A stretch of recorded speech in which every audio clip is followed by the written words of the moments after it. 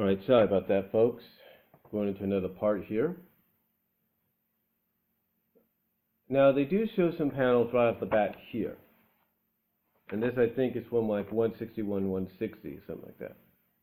Oh, 165, actually. This is actually from 165. 7 issues before, 7 months before these panels. And this is what they say, and I quote, "These are from 165, the panels here. Panels. So we get the feeling Fiona and Scourge have met up at some point recently.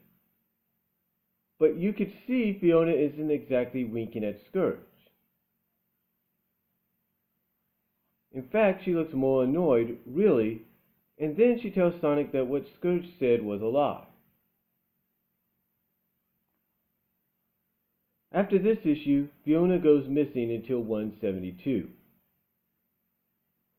So, here's why I decided to be creative. This is the person again, I quote. So here's why I decided to be creative and switch this around a little and tell it from Fiona's view. I'm not trying to make Fiona look completely innocent. She's still guilty of slapping tails and defecting with Scourge as the story goes. Here is the narrative. 1, and I think it's, how many steps?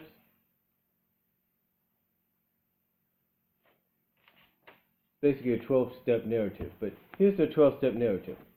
1. Fiona rebuffs Scourge's then Anti-Sonic's romantic advances in 151, 150 and 151 as 153 said so. 2. Fiona then starts thinking about Sonic in a boyfriend-girlfriend sort of way after that, but with the real Sonic. We don't know who initiates the relationship, but with the way Sonic is, I'm sure flirtation turned it into something greater. After all, Sonic is trying to get over the breakup with Sally that happened in 134. Alright, number 3. 155. Fiona makes out with the real Sonic in the bushes. This is a kid's comic, so let's just say it's kissing. Tails catches them, and then Sonic feels all weird about the romance. 4. Sonic decides to slow the relationship down as evident in 158 below, which is right here.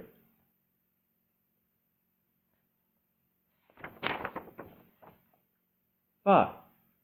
Fiona agrees to this, but in her mind this sends up a red flag that the relationship went backwards. From this point on, all we see is Sonic and Fiona holding hands and talking. No more making out. And then they have a little side note. I don't know about you, but if I went from making out with someone to just holding hands and talking, well, I would be getting upset too. I'd want to know why, but if I really liked the other person, well, I would be reluctant to bring it up in case it would make...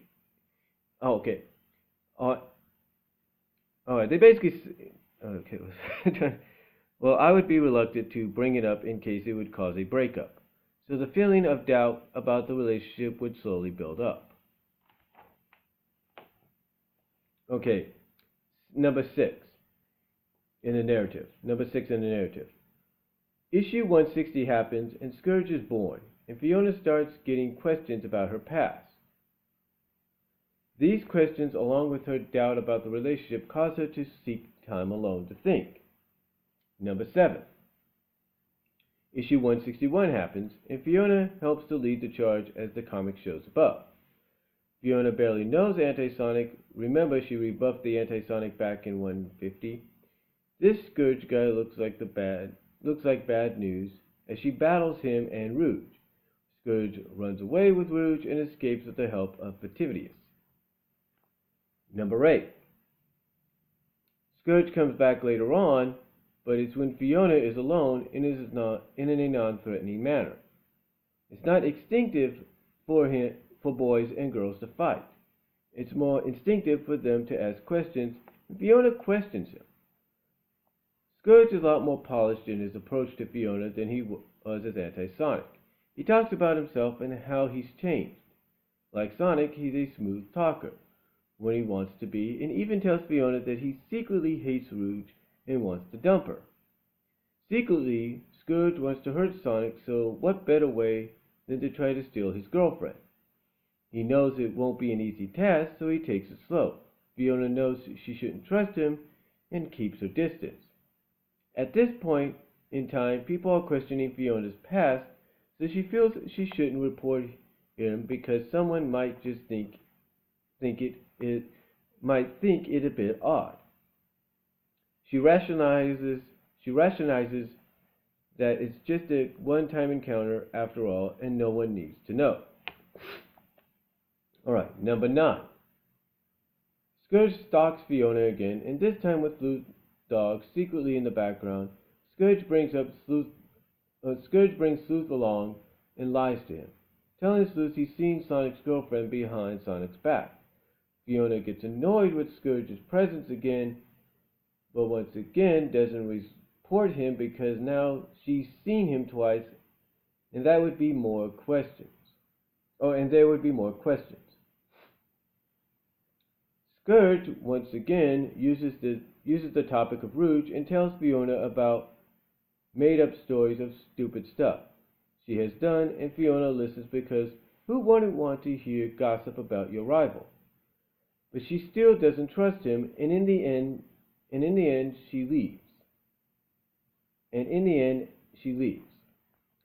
Sleuth, who doesn't hear the actual conversation, sees this discussion as proof Fiona is cheating on Sonic with Scourge, especially since Scourge gets a small visual smile out of Fiona about this Rouge gossip.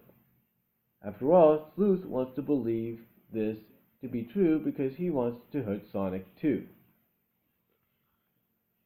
Okay, take a break there for a second while I check the time. But basically what you're getting there, and what we're all getting there, is this writer, a fan here is trying to interpretate sort of like a behind the scenes, behind the panels like deal. Okay, continuing on. Number 10. Issue 160 happens, and now Fiona is blackmailed into an agreement with Sleuth's dog, as she is caught off guard as to how Sleuth knows about her meeting with Scourge and can't explain it.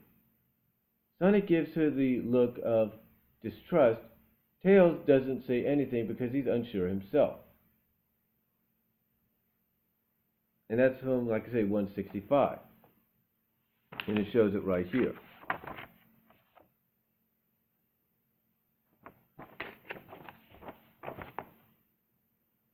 Number 11. Fiona seeks time alone again and spirals deeper into depression because of the distrust from Sonic. Scourge shows up again, but this time he tells her about Sonic, about how Sonic saved the princess. 156. Scourge asks Fiona if Sonic should have saved her the same way. This reignites Fiona's thoughts about abandonment by Sonic. Fiona, like a lot of girls, wants the fairy tale ending with the hero. She feels her fairy tale ending slipping away and feels it's Sonic's fault because they never kiss anymore. Scourge says things like, "This dude is more into being a hero than into you. Can't you see it?" Scourge tells Fiona how special she is and that if they were a couple, they would go super. Fiona thinks the idea is crazy, but the idea of changing oneself is appealing as her current situation is spiraling with distrust in the already stale relationship and her past coming back to haunt her. She tries to keep her feelings in and just avoid Sonic. And number 12, issue 172, Fiona runs into Amy, who has always looked at her relationship with Sonic with envious eyes. Amy accuses her of infidelity, and it annoys Fiona that this brat is about to make her accidental secret public. Can you imagine the humiliation that you were found out by Sonic's wannabe girlfriend? So she toys with Amy.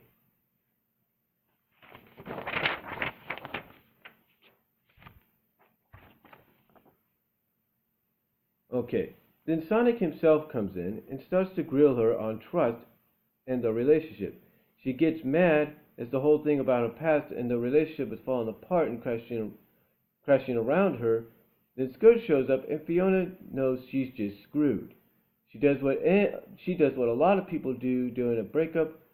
They go nuclear without any thought to what the aftermath will be or what they will do. She does whatever she can to hurt the one she sees now is as causing the relationship to fail, and that someone is Sonic. In the end, Fiona runs away with Scourge and finds out he is working for Vitivius. She stays with them because she knows she's now a traitor and secretly wonders if there is a way she could change like Scourge, change by going super. I felt that this would be something for a personal motivation, as the writers gave her nothing but she likes bad boys. That's a horrible motivation and basically says she is stupid. While I might be persuaded to think Fiona could be fooled for a little while, her relationship with Scourge would never last.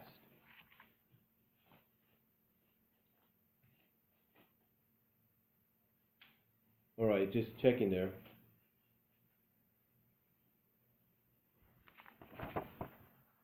And the side note is, this is a big part of Fiona's story in FoxAffliction's series. And it plays out rather well. It's not part of the comics, however. Alright, continuing on, and I quote. We're almost done here, folks.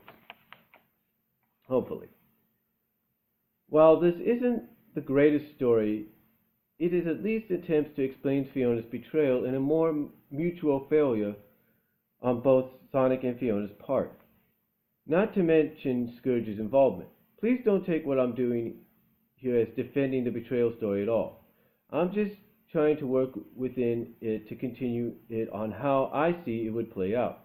I understand the writers wanted to bring Sally back to Sonic's side and give Scourge a girl, but did they have to do it this way? They could have just easily broke Sonic and Fiona up and Sally moves back in. And as for Scourge's girl, why not invent one? Is it really that hard? Fiona's Scourge really makes no sense. The guy is such a douchebag that people refer to him that way constantly.